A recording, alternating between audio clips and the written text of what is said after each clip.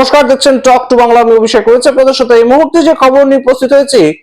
সংসদে মাত্র 8 মিনিটের মাথায় সংসদ ছেড়ে বেরিয়ে গেলেন ওম বিড়লা স্পিকার, এবং তার মূল প্রেক্ষিতটা ছিল যে গতকাল রাত্রিবেলা খবর এসেছে ভারতবর্ষ এবং আমেরিকার মধ্যে ট্রেড ডিল হয়ে গিয়েছে। বহু প্রতীক্ষিত ট্রেড ডিল হয়ে গিয়েছে, যেটা 1 বছরের বেশি সময় ধরে অপেক্ষারত ছিল।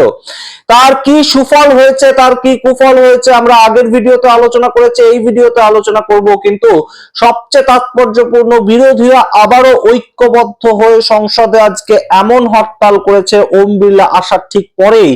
সেই জায়গাটায় ওম বিড়লা স্পিকার তিনি 8 মিনিটের মধ্যেই সংসদ ছেড়ে বেরিয়ে যেতে বাধ্য হন। এবং কোন মুখেই বা তিনি বসে থাকবেন, কিসের ভিত্তিতে ট্রেড ডিল হলো। এবং সংসদের মধ্যে আজকে স্লোগান ওঠে, হায় রে মোদি সারেন্ডার মোদি, হায় রে মোদি সারেন্ডার মোদি। কারণ নরেন্দ্র মোদি যে পর্যায়ে গিয়ে ট্রেড ডিলটা করেছেন সেটা সারেন্ডার করা ছাড়া আর কিছু বলা যায় কি? আপনারাই বিচার করবেন। তার কারণ নরেন্দ্র মোদি এই মুহূর্তে যে ট্রেড ডিলটা করেছেন তাতে সবচেয়ে বড় সেটব্যাক যদি হয় তাহলে সেটা ভারতীয় কৃষি ব্যবস্থার জন্য। ভারতীয় কৃষকরা যেভাবে এর পরবর্তীতে ক্ষতিগ্রস্ত হবেন এবং তাদের সামগ্রিক মার্কেটটা যতটা বড় ছিল তার থেকে যতটা কমে আসবে, ছোট হয়ে যাবে, সেই জায়গাটা সবচেয়ে আপত্তির জায়গা। এবং কেসি বেণুগোপাল কংগ্রেসের পক্ষ থেকে লোকসভায় তিনি আজকে একদম সরাসরি স্পিকারের কাছে জানিয়েছিলেন, চিঠির মাধ্যমে জানিয়েছিলেন যে আজকে যে কোনো আলোচনা ছেড়ে শুধুমাত্র ভারতবর্ষ আমেরিকার ট্রেড ডিল সেটাকে নিয়ে আলোচনা হোক। কিন্তু সেই আলোচনা কোনো মতেই হলো না তো বটেই। এবং সম্পূর্ণ বিষয়টা এই মুহূর্তে বিরোধীরা বিরোধিতা করলো। তৃণমূল কংগ্রেস, সমাজবাদী পার্টি প্রত্যেকে একত্রিত হয়ে ওয়েলে নেমে গিয়ে বিরোধিতা করলো। এবং স্পিকার ওম বিড়লা তিনি সামগ্রিকভাবে এই বিরোধিতার মুখে পড়ে কোনো কথা তো বলতে পারলেনই না, তিনি শুধুমাত্র ছেড়ে চলে গেলেন সংসদ 8 মিনিটের মধ্যে। সমস্তটা দেখাবো আপনাদের কোন কোন ভিত্তিতে এই মুহূর্তে বিরোধীরা বিরোধিতা করলো সংসদে, সমস্তটা বলার আগে অবশ্যই টক টু বাংলা ইউটিউব চ্যানেলটিকে সাবস্ক্রাইব করুন, ভিডিও শেষ অবধি দেখুন স্কিপ না করে। খুব গুরুত্বপূর্ণ প্রেক্ষাপট যেটা, যে আমেরিকা এই মুহূর্তে ট্রেড ডিল করেছে কিসের ভিত্তিতে? 50% ট্যারিফ থেকে 18% ট্যারিফে নামানো হয়েছে।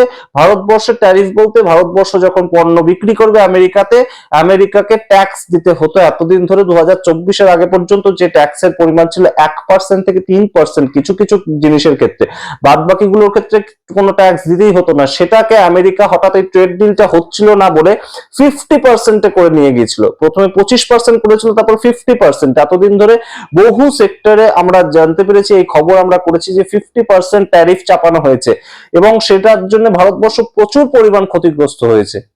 কিন্তু এই 50% ট্যারিফ কমিয়ে এই মুহূর্তে 18% করা হয়েছে, সেটাও প্রচুর পরিমাণ ট্যারিফ। অন্যদিকে ভারতবর্ষ কোনো ট্যারিফ কিন্তু নেবে না, আমেরিকার থেকে ভারতবর্ষ কোনো ট্যারিফ নেবে না। অন্যদিকে ভারতবর্ষ কি করলো? ভারতবর্ষের প্রায় সমস্ত সেক্টর একদম খুলে দিল, অবারিত দাঁড় করে দিল আমেরিকার জন্য। এবং প্রমিস করে এলেন নরেন্দ্র মোদী কি, যে 500 বিলিয়ন ডলার তিনি জিনিসপত্র নাকি আমেরিকার থেকে কিনবেন, যেখানে ভারতবর্ষের সামগ্রিক বাজেটটা কত বলুন তো? 583 বিলিয়ন ডলার। গত 1 তারিখে নির্মলা সীতারামন ভারতবর্ষের অর্থমন্ত্রী যে বাজেটটা পেশ করেছেন সেটার টোটাল ভ্যালু, ভারতবর্ষের বাজেটের টোটাল ভ্যালু হচ্ছে 583 বিলিয়ন ডলার। আর 500 বিলিয়ন ডলার প্রমিস করেছেন নরেন্দ্র মোদী নাকি আমেরিকার থেকে এই জিনিসপত্র কিনবেন।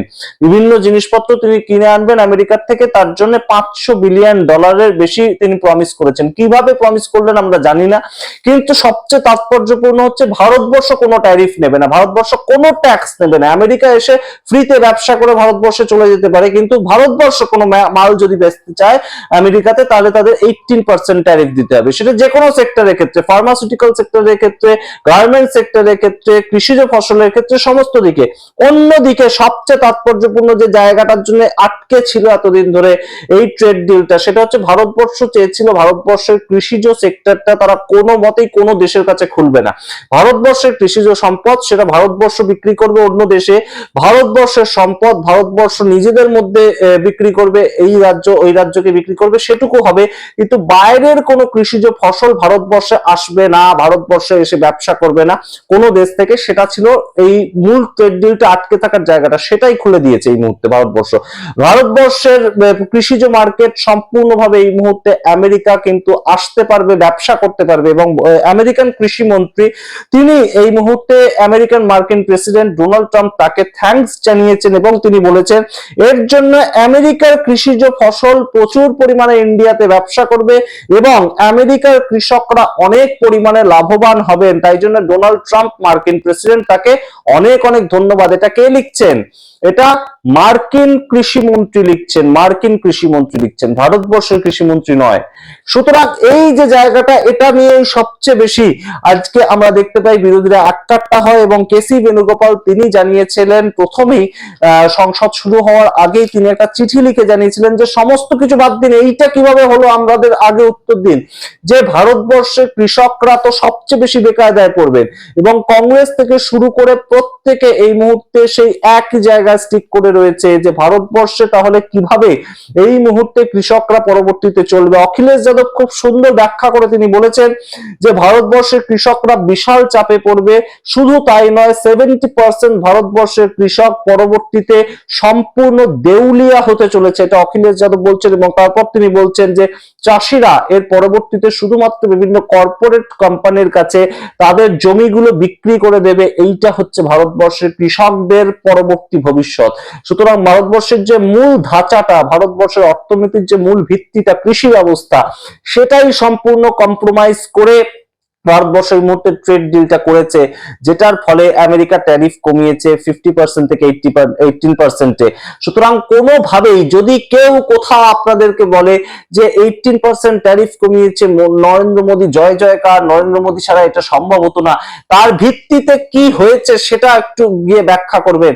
যে ভারতবর্ষের কৃষিজ ফসল এই মুহূর্তে সম্পূর্ণ সন্দিহান, যে আমেরিকা থেকে কৃষিজ ফসল ভারতবর্ষে ঢুকে যে ব্যবসাটা করবে তাতে ভারতবর্ষ আর পরবর্তীতে ব্যবসা করতে পারবে। তো আমেরিকান বিভিন্ন জিনিসপত্র এই মুহূর্তে আসবে, আমেরিকার থেকে ডাল আসবে, আমেরিকার থেকে গম আসবে, আমেরিকার থেকে আপেল আসবে, আমেরিকার থেকে পেয়ারা আসবে, বিভিন্ন কিছু আসবে আমেরিকান কোম্পানি, এবং সেগুলো এই মুহূর্তে ভারতবর্ষকে কিনতে হবে। এবং কিনতে গেলে আমেরিকাকে কোনো ট্যাক্স দিতে হবে না ভারতবর্ষকে। এটা কোন ধরনের ট্রেড ডিল, সেটা অবশ্যই কিন্তু এই মুহূর্তে একটা বড় সড়ো প্রশ্ন। এবং সেটা নিয়েই হায় রে মোদি, সারেন্ডার মোদি, এই স্লোগান ওঠে সংসদে এবং ওম বিড়লা সংসদ ছেড়ে চলে যান। অত্যন্ত গুরুত্বপূর্ণ একটা ছোট্ট পয়েন্ট আপনাদের বলে দিই, পীযূষ গোয়েল বাণিজ্য মন্ত্রী তিনি সেই সম্বন্ধে কি বলেছেন, this agreements আনলক্স unprecedented opportunities for farmers. কিন্তু কোন ফার্মারদের কথা বলেছেন তিনি? যাদের মন্ত্রী সেই ফার্মারদের কথা বলেছেন, অর্থাৎ ইন্ডিয়ান ফার্মারদের, নাকি আমেরিকান ফার্মারদের? আমেরিকান ফার্মারদের হয়ে তো আমেরিকার কৃষিমন্ত্রী বলছেন যে এটা অত্যন্ত ভালো হলো, আমেরিকান ফার্মাররা এর ফলে অনেক বেশি লাভ করবে। কিন্তু পীযূষ গোয়েল যে ফার্মারদের কথা বলছেন তিনিও কি সেই আমেরিকান ফার্মারদের কথা বলছেন?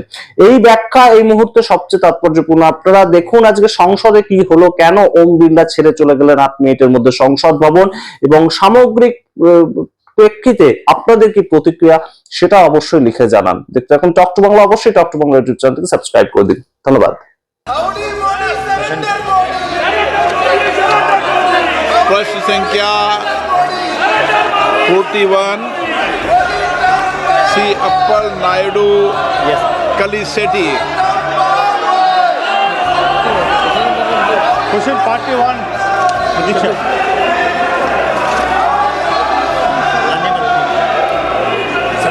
उत्तर रखा महोदय, उत्तर सभा पटल मान्य सदस्य ఈ విజయనగరం జిల్లాలో బిఎస్పీ మరియు ఇతర బలగాలు చేయదలుచుకున్న స్థానిక యువత నిర్మితమైన మార్గదర్శనం, దరఖాస్తు సహాయం మరియు శారీరక శిక్షణ అందించేందుకు ప్రత్యేకమైన సిఏపిఎఫ్ రిక్రూట్మెంట్ సెలక్షన్ సెంటర్ను ఏర్పాటు చేయడానికి ప్రభుత్వం పరిశీలిస్తుందా?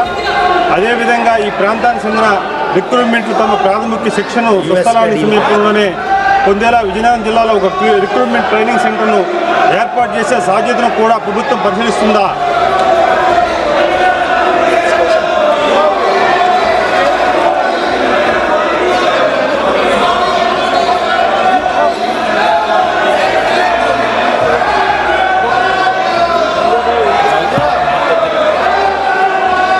मान्य सदस्यगण प्रश्नकाल के अंदर नियोजित तरीके से बेल में आकर नारेबाजी करने का कोई तर्क है क्या?